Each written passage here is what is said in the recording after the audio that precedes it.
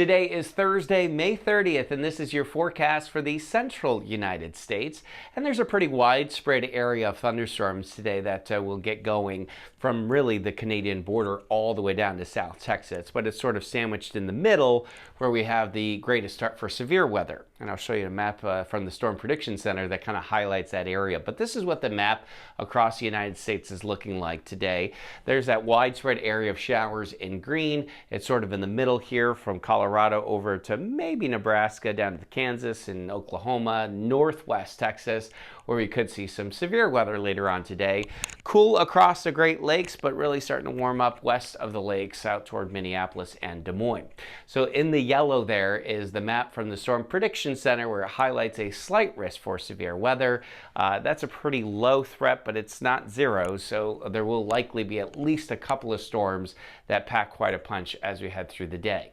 70 today in Detroit. We're going to be in the upper 60s for Cleveland and Chicago, 74 in Grand Rapids, but check you out over there in Minneapolis and Des Moines, highs in the upper 70s to around 80.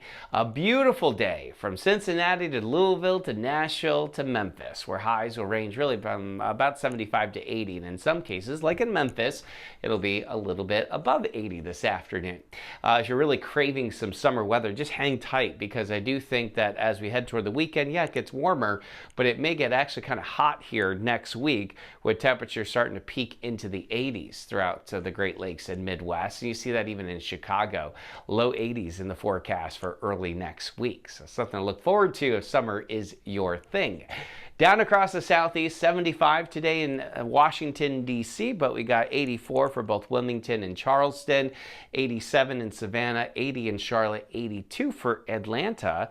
But look at what is going on in Florida. Man, it has been hot. 98 today in Tampa. That's just what the thermometer reads. You know how it feels in Florida. It's always a little bit more humid, even in central Florida. So that is certainly going to put those heat indices well above 100. So that's some dangerous heat. Some showers and storms in Dallas and a high of 83 today. Mid-80s will be pretty common, I think, going into the weekend for the southeast, and it's going to get a little bit hotter, climbing into the mid and upper 80s by the end of next week.